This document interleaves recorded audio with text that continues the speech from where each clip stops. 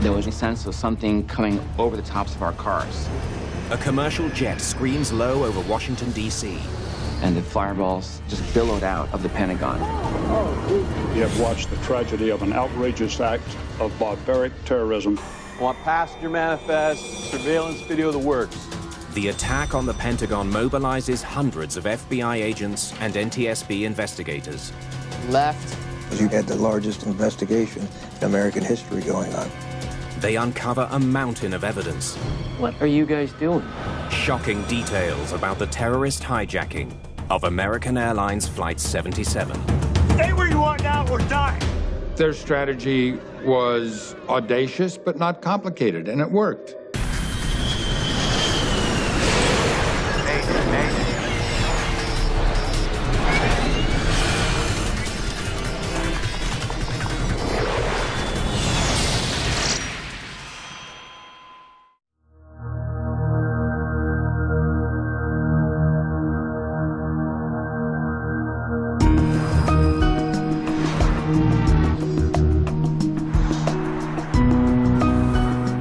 It's nearly 8 a.m. at Dulles Airport near Washington, D.C.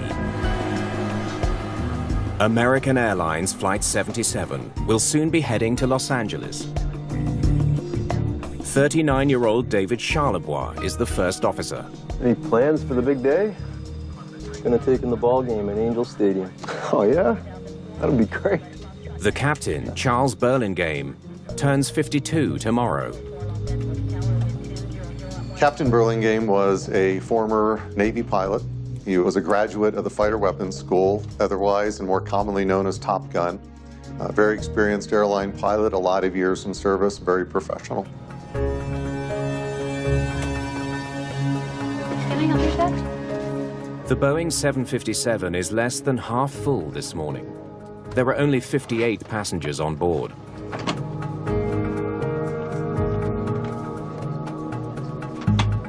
No, I'm booked all day that day. What about next week? Barbara Olson is on her way to L.A. to appear on a TV talk show.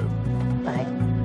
Barbara Olson was a high-profile lawyer in Washington, D.C., very active in the political circles out there. She was also the wife of the U.S. Solicitor General at the time, Ted Olson.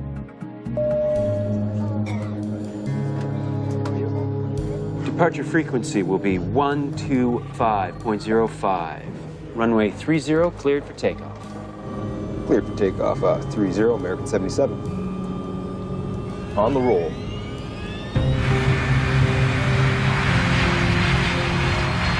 At 8:20 a.m., American Airlines Flight 77 gets underway.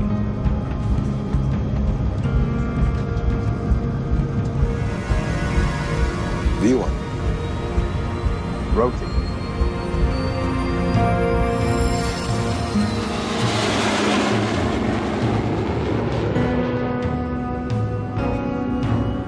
It was just a beautiful day. The skies were clear throughout most of the country, in fact, and it was just a really, really gorgeous day for flying. It takes roughly 5 hours to make the 2,300-mile trip from Washington to Los Angeles. At 8:46, Flight 77 reaches cruising altitude, 35,000 feet. Looks like we're gonna have clear skies all the way. That's what we like to hear. American 77, turn right 10 degrees. Vectors for traffic. On the ground, air traffic controllers guide the 757. 10 right, American 77. I've always equated it to like a three-dimensional chess game, if you will. Steve Baird was an air traffic controller for more than 20 years. We work a lot of airplanes, 12 to 17 airplanes at a time, and they're moving along pretty fast, and so things are happening pretty quickly. American Airlines 77, clear direct Falmouth. Clear direct Falmouth, American 77. Thanks. Falmouth, Kentucky is the next waypoint on Flight 77's route west to Los Angeles. All right, time for a bit more coffee. There's not a lot of passengers on board for the crew. They don't have as many people to take care of. There's not as much food service to worry about. I'll have some water, please. So it's typically a more relaxed flight when the plane's not full.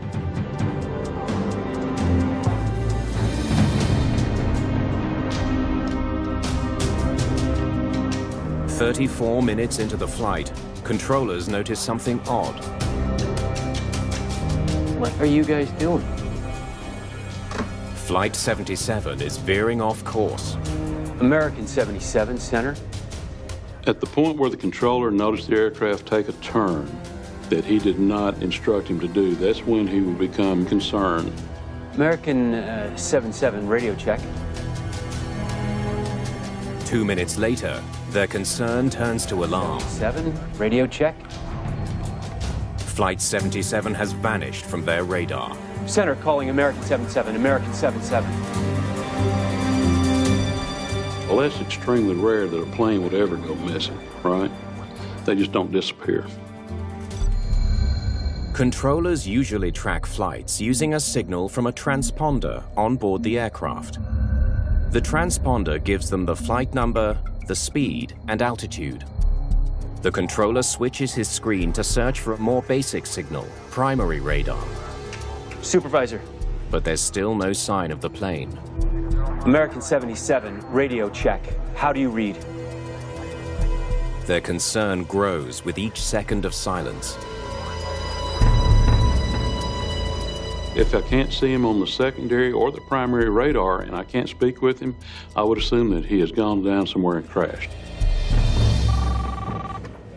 Center. Then, just after 9 a.m., a call comes in from American Airlines that's almost impossible for controllers to digest.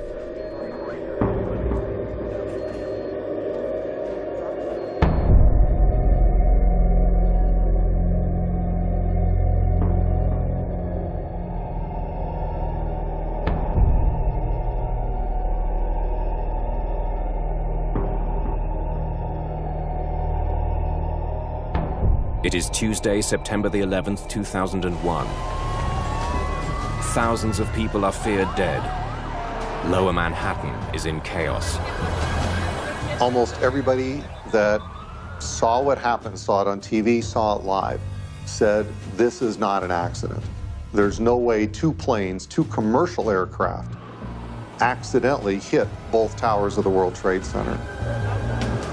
No one knew what was going on except for the country was under attack. And so I think it was very difficult. Where are these airplanes? Are there any other airplanes out there that have gone missing? The fate of the missing 757 is now much more worrying. What if it hasn't crashed somewhere in the Midwest? We need to find that plane.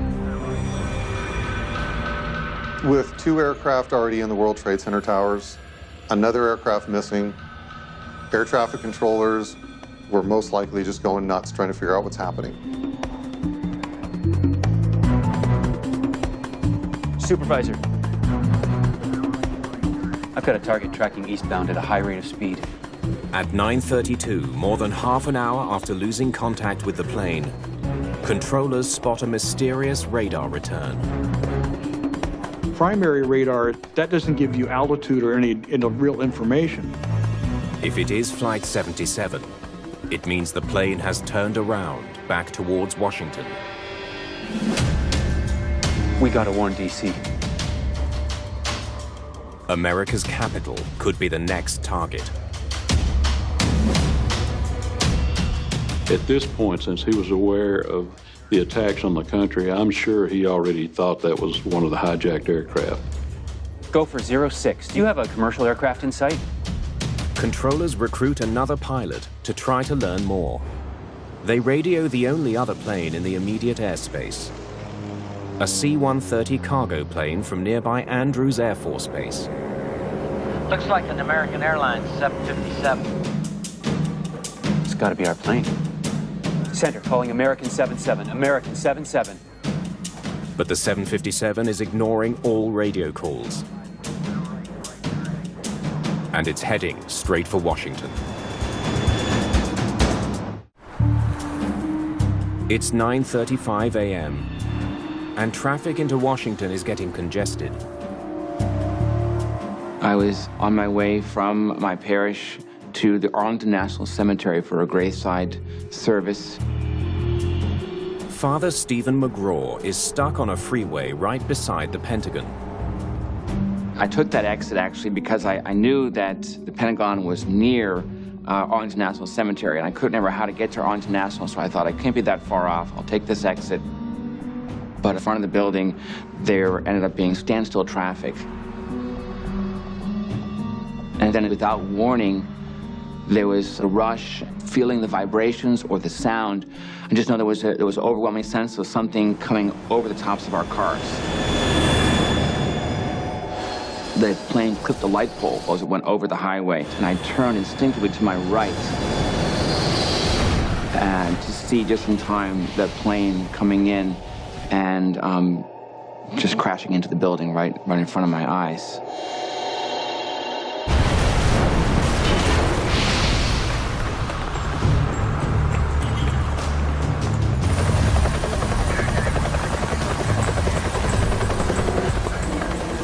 There were these two huge billows of fire that came out of the two top windows of the Pentagon, and the fireballs just kind of billowed out.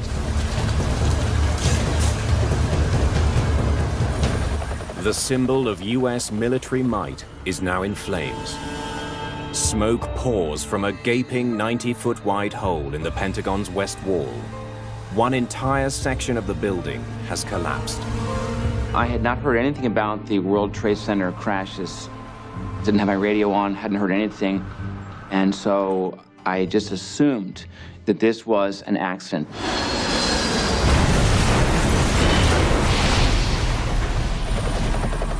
There's no chance that any of the 64 people aboard the plane have survived the impact. And there are sure to be many more dead among Pentagon staff.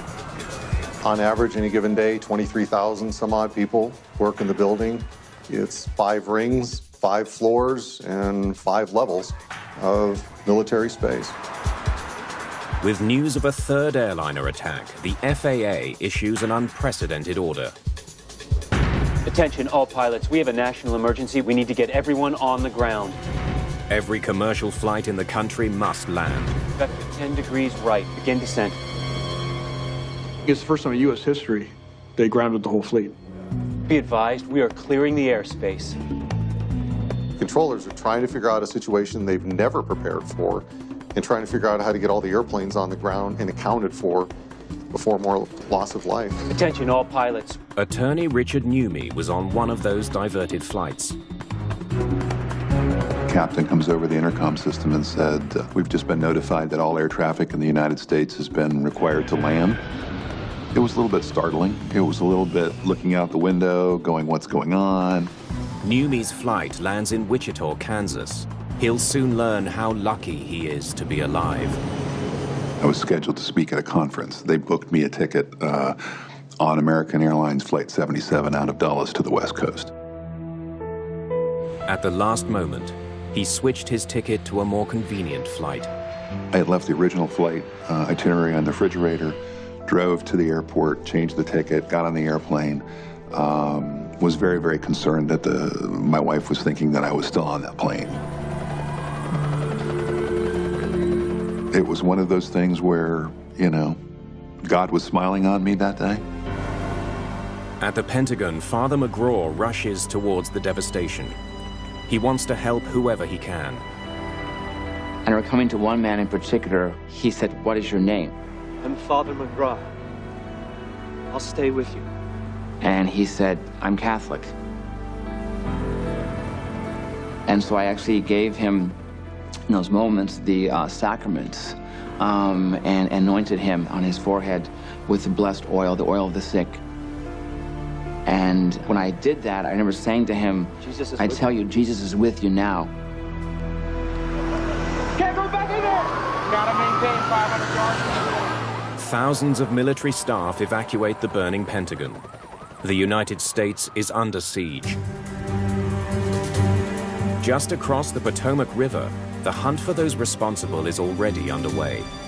Want passenger manifests, witnesses, surveillance video, the works. We were setting up and actually getting our crew ready to respond to New York at the time. And then, obviously, we were hit then at the Pentagon. So we changed our plans. FBI Supervisor John Perrin sets up the agency's Washington command post. You realize that we're under attack is what we are. And then you realize that this is something that's never happened before. This is war. But before anyone can grasp the full magnitude of what has happened, another threat appears. The FAA has reports of a fourth hijacking. We were told that there was another aircraft heading towards Washington, D.C., and the last timeline we were given was it was about 8 minutes out. So what we did was we sent snipers up on the roof with binoculars to look out for this aircraft. Across the U.S., thousands of flights are now grounded. There's just airliner after airliner after airliner parked on the tarmac. Then, at 10:15 a.m., a blackened crater in rural Pennsylvania reveals what's left of the fourth hijacked plane. What was unique about that flight is the passengers tried to retake the flight. They were unsuccessful to the extent that the plane still crashed, but they were successful that it did not crash into whatever its intended target was going to be. 4 passenger jets have been hijacked and turned into flying bombs. Nearly 3,000 people have been killed. We have watched the tragedy of an outrageous act of barbaric terrorism carried out by fanatics against both civilians and military people. You never in your wildest dreams would think that they would take aircrafts full of people and turn it into literally a missile. Americans aren't used to being sucker punched. We're pretty much convinced that there's a Pacific Ocean and there's an Atlantic Ocean, and this stuff doesn't happen here. And I think on that day, the reality that this is a new world happened.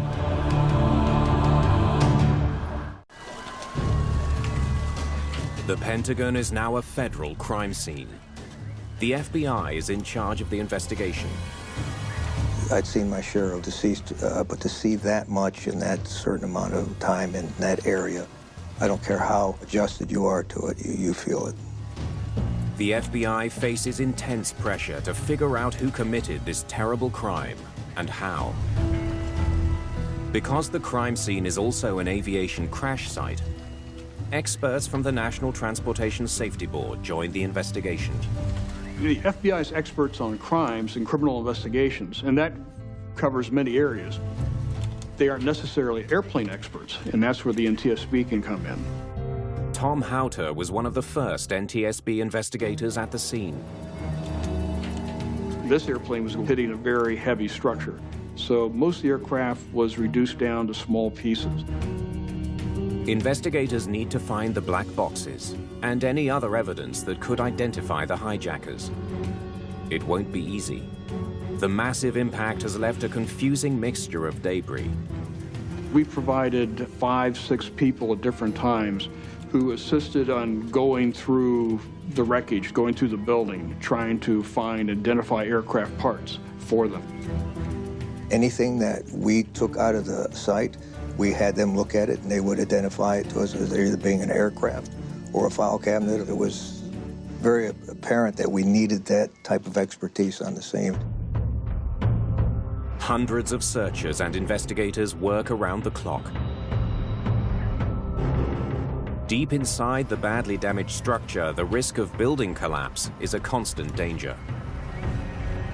The engineers, they had a technique to see if the building was starting to shift, and if they noticed shifting or heard creaking, everybody would rush out of it. Everybody out!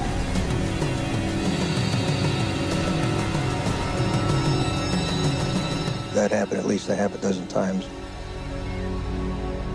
The number of people killed inside this legendary building reaches 125. It would have been even higher, but some offices on the west side of the Pentagon were empty. The area where American Airlines 77 hit had been undergoing some reconstruction, some remodeling. So there were not as many people at work as there normally would be. Probably saved hundreds of lives. As the nation tries to cope with the enormity of the devastation, FBI agents are already gaining valuable information about how the flights were turned into weapons of terror. Some passengers managed to make phone calls from the air, describing their ordeal. Everyone to the back of the plane! Now!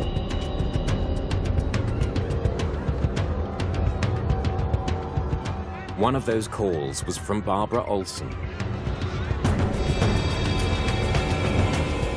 Barbara Olson called her husband, Ted Olson, the U.S. Solicitor General at the time, tells him that the plane has been hijacked, that the hijackers have box cutters and knives, and they've moved people to the back of the plane. She reveals that the hijackers then forced the pilots to leave the cockpit. We need to do something. Barbara Olson was incredibly brave. If she's caught, she calls attention to herself, which may draw immediate violence to her. We'll make it out of here. It's fine. I love you. Not much more information is shared at that point before the phone is cut off.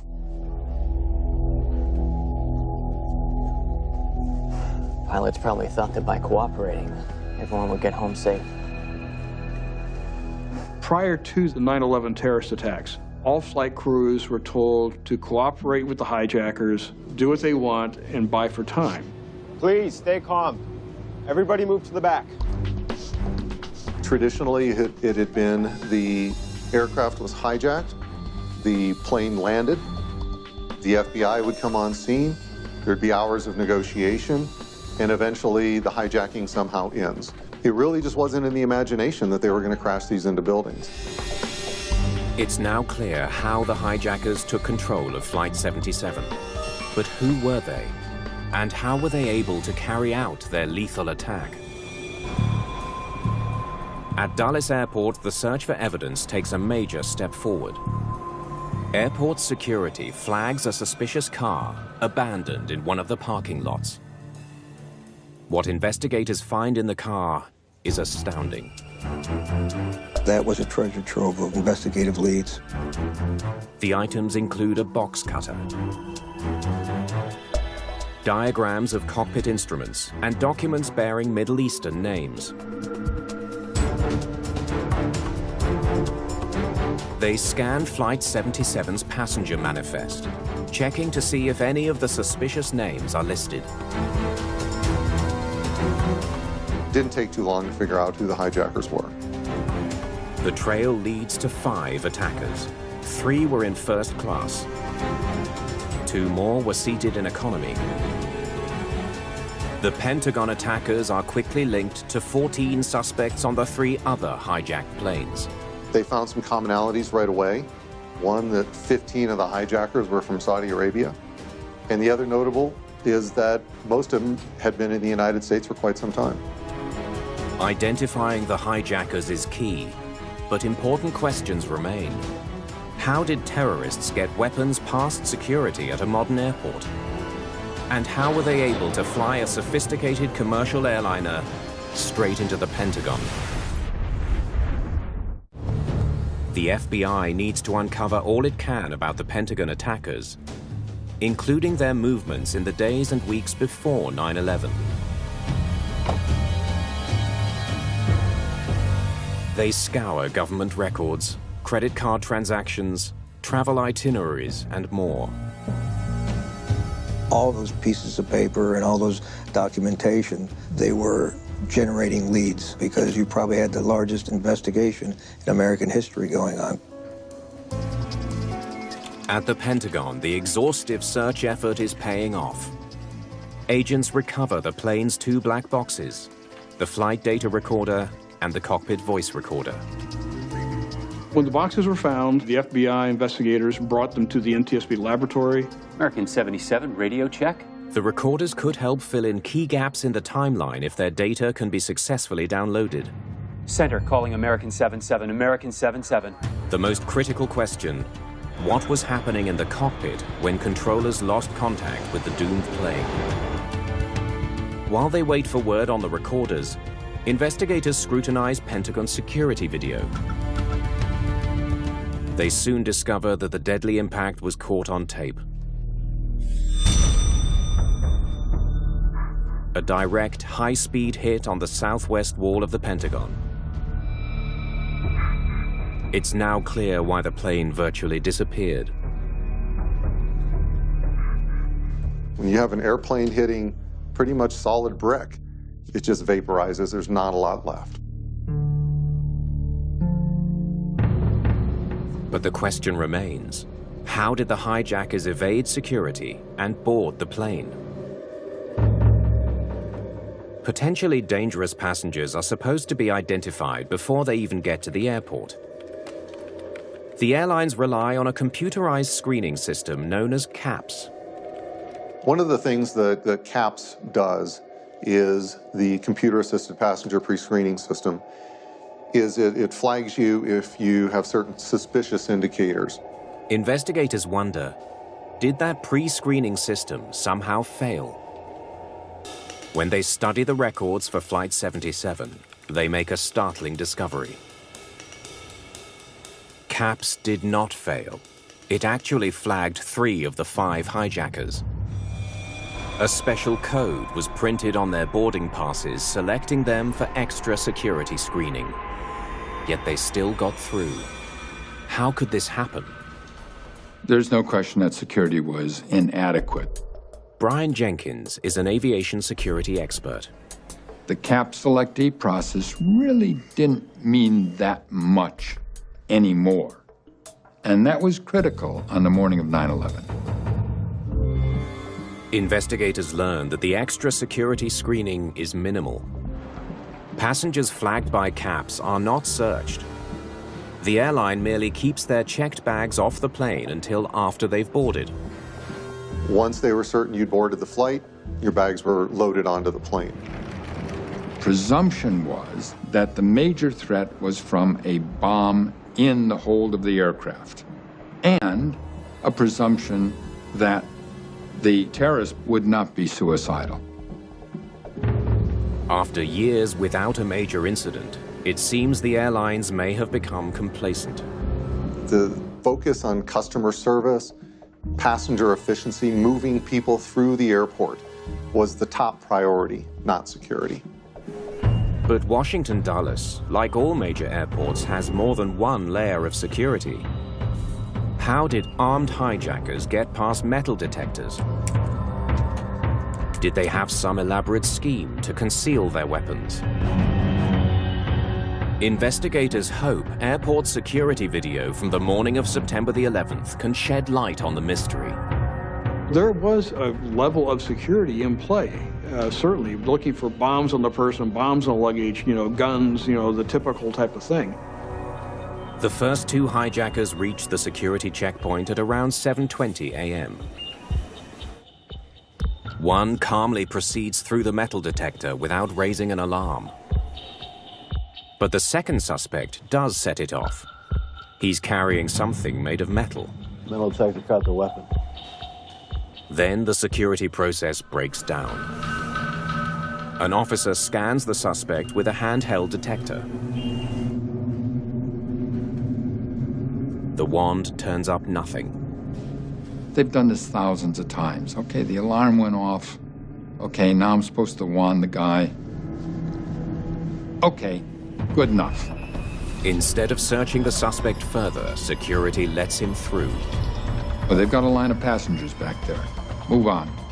At the time, the bar was set very low for individuals coming through the checkpoint and resolution of alarms. None of the hijackers get a rigorous inspection. Even though one of them is clearly carrying what looks like a tool or a knife. There was something clipped to his back pocket, which in the video shows that the screener never really resolved what that was. And that's a failure. But the FAA policy at the time was knives of no greater than 4 inches in blade length. So even if they had found box cutters and knives on them, those items were allowed on board at the time under FAA policy. Investigators come to a shattering conclusion. The 9/11 attackers didn't have an elaborate plan to foil airport security. because they didn't need one. The scary part of their hijack is that it is so simple. It's like having a security alarm system for your entire house and forgetting to secure the dog door. And oh, that's how they came in. Their strategy was audacious but not complicated, and it worked. The 5 of them got through security and got on board an airplane. But getting on board with weapons was only the first step. Everyone to the back of the plane! Now! The big mystery to solve now is how the hijackers were able to carry out the rest of their murderous mission.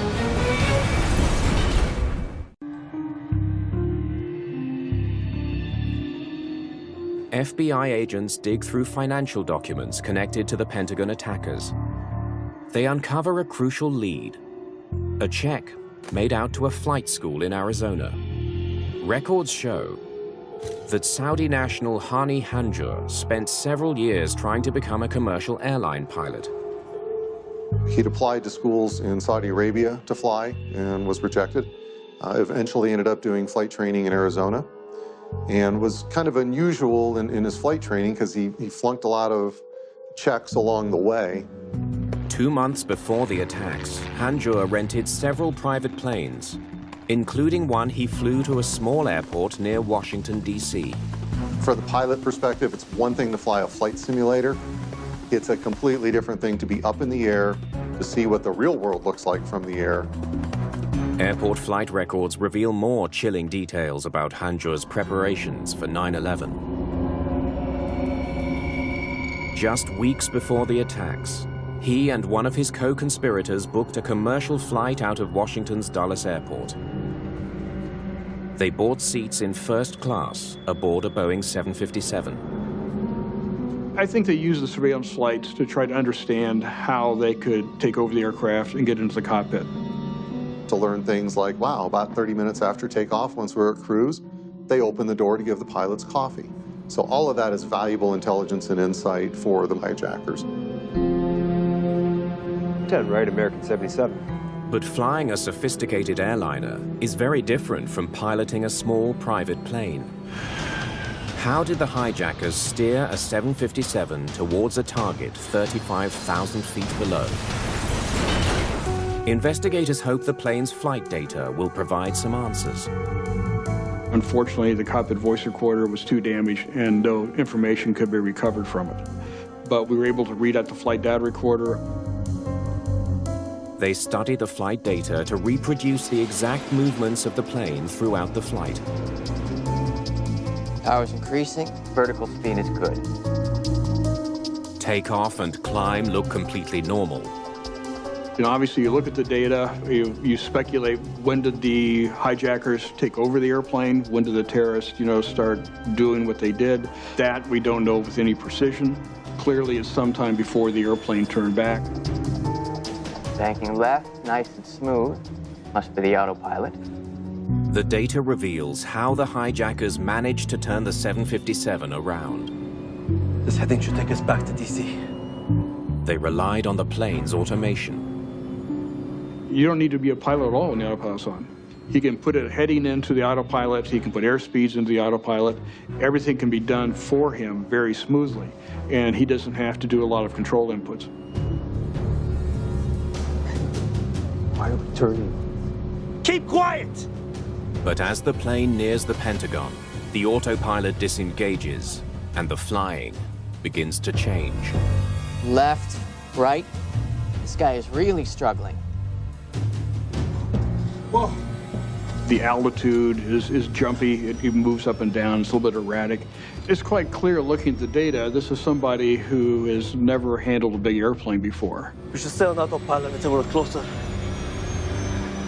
The hijacker quickly re-engages the autopilot to help take the 757 to a lower altitude. Descending now. He's probably never flown an airplane this high, having to come down from, 30,000 feet down to ground level. That's a whole different maneuver than he's used to in a small airplane. But the autopilot isn't pre-programmed to fly to the precise location of the Pentagon. It's just ahead. Autopilot off. 8 minutes from impact, The hijacker must once again fly the aircraft by hand.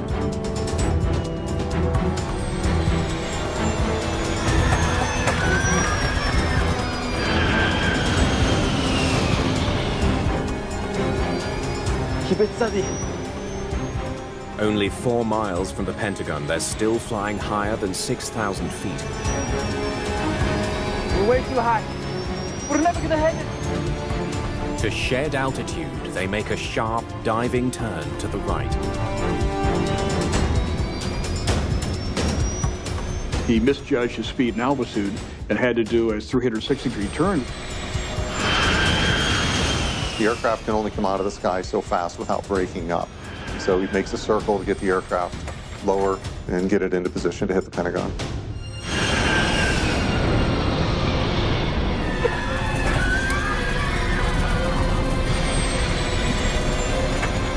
He had a lot of luck going for him. He had a very clear day. So getting back, he probably could see the Pentagon from quite a distance out.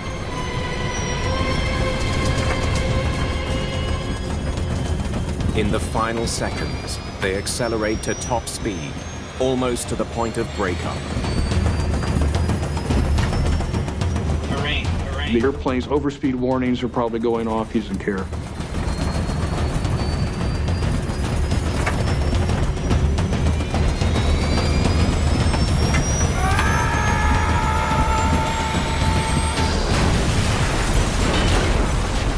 The terrorists probably could not have successfully landed that airplane.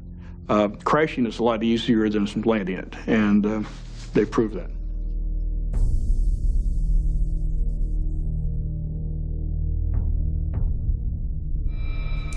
Investigators now understand the deadly flight path of American 77. The flight data solves one more mystery as well. Why controllers lost radar contact with the 757 when the crisis began. Center calling American 77, American 77. Looks like somebody deliberately switched off the transponder. Here. The hijackers turned off the signal used to track the plane. The transponder controls are on the central console between the two pilots, so you can turn it off right there. It's very easy to do. American 77, radio check. How do you read? With the transponder off, Supervisor. Controllers could no longer see the flight on their secondary radar. American 77. So turning off the transponder, if you're a criminal, makes sense because you don't want people to track you. At the moment controllers switched to primary radar to search for the missing plane, Flight 77 just happened to be passing through an area of poor primary coverage. For American Airlines 77 to drop off radar in an area of limited radar coverage, one that's incredibly lucky for the hijackers, but also not totally unexpected, because not every square mile in the United States is covered by radar. Luck may have helped the hijackers hit their target, but the FBI now has no doubt the attack was planned down to the last detail. They chose their seats carefully. They wanted to be closer to the cockpit so they could observe when would be the appropriate moment to make their rush at the cockpit. The crew has no reason to suspect a thing. The attack is underway before passengers have any hint of danger.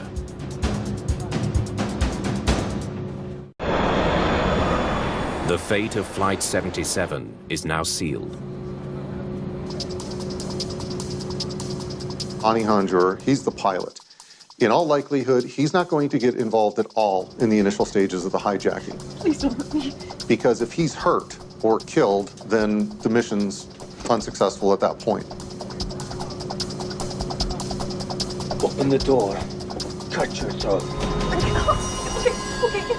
The flight attendants carry keys to the cockpit door, so an option is to overtake a flight attendant, take their key, and then just unlock the door.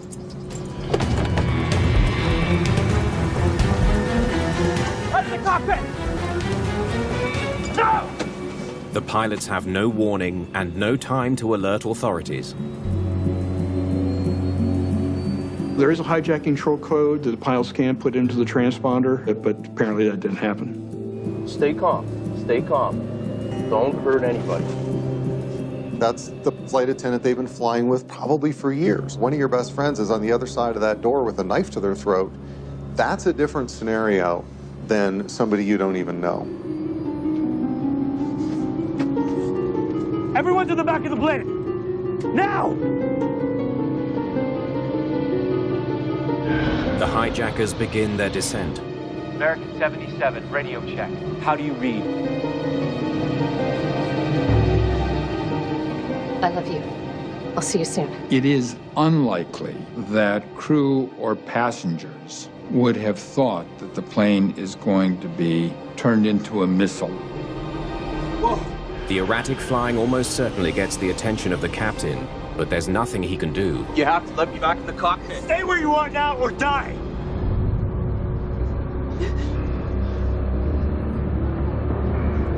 I've got a target tracking eastbound at a high rate of speed. By the time controllers spot Flight 77's primary radar return, the plane is only 5 minutes from DC. With nothing the controllers could have done. The 100-ton jet screams lower and lower. Steel light poles snap like twigs. Terrain, pull up. Up.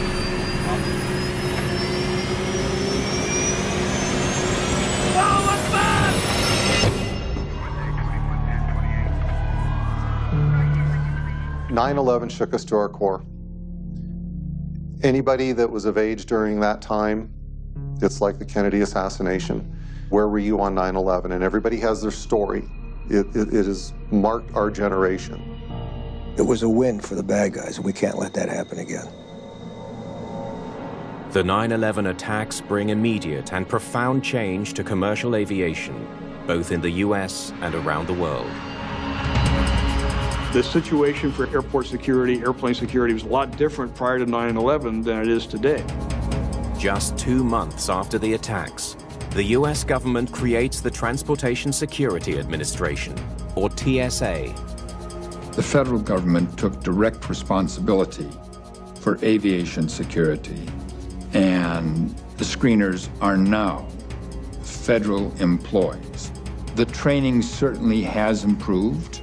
The TSA brings in strict new rules on what travelers can carry on planes. Airports start screening passengers with full-body scanning machines.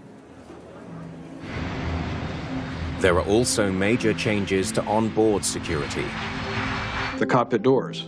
I mean, it's not just the door, the whole bulkhead on the aircraft has been made darn near impregnable. It's bulletproof, you can't get through the locks. But perhaps the most important change to security has come not from new rules or better technology, but from the permanently altered attitudes of airline passengers everywhere. Today, the assumption by passengers, if they feel threatened with hijacking, is not one of compliance. You saw somebody in the back of the plane get up and say, start screaming things running to the front of the plane. You have a choice of sitting in your seat and minding your own business, or you have the option of standing up saying, I guarantee you're going to stand up. The paradigm has changed. Until we invent the silver bullet or the X-ray for a man's soul, there are going to be performance problems. But it is much better than it was.